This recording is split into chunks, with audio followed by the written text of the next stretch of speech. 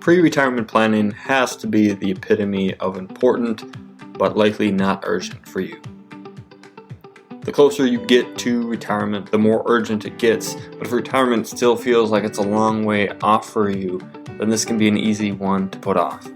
But you cannot put off pre-retirement planning any longer than you already have. You must get this done.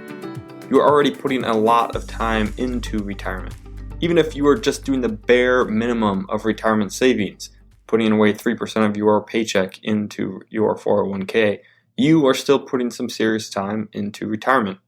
Think about it. If you're working 40 hours a week, that's 120 hours a month, and you're putting 3% of your income into your 401k to get a match.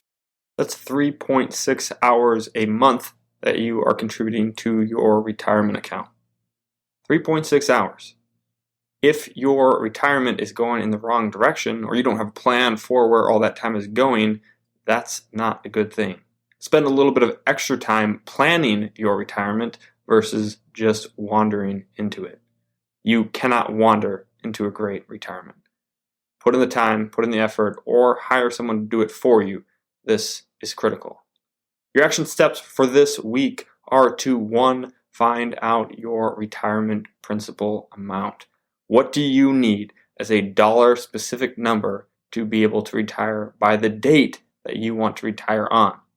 Walk through the steps from the pre-retirement planning episode on finding a retirement date that you want, estimating the retirement income that you would want to have, and working your way backwards until you know the amount in retirement savings you would need to have to be able to retire.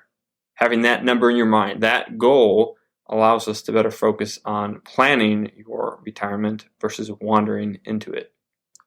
Action item number 3 then is to follow step 6 and calculate your savings requirement. How much do you need to save in order to get there?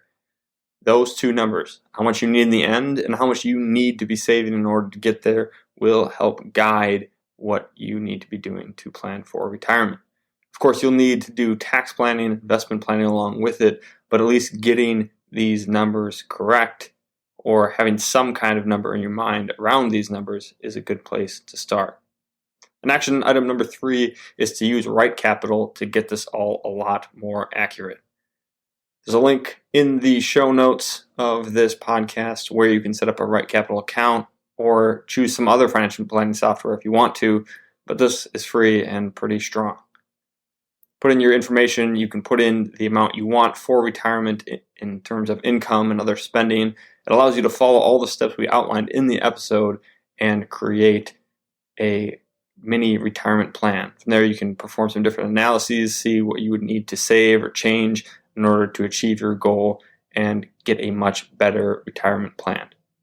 Again, planning software will not solve your retirement, and you still are likely much better off hiring a proficient financial planner to actually work through the plan with you and help you develop the plan than relying solely on software. Financial planning software helps you with financial planning. It doesn't do it for you. If you put in bad information, you're going to get a bad outcome. So while it's better than nothing, it's certainly not the best. But those are your action items for this week. Find out how much you need in your retirement accounts by the time you retire. How much do you need to save to get there, and use Right Capital to complete these steps. That's it for this week. We'll be back on Monday with your in-retirement planning and how your different retirement incomes and Social Security and Medicare all work together for planning for while you are retired, not before you're retired. We will see you on Monday.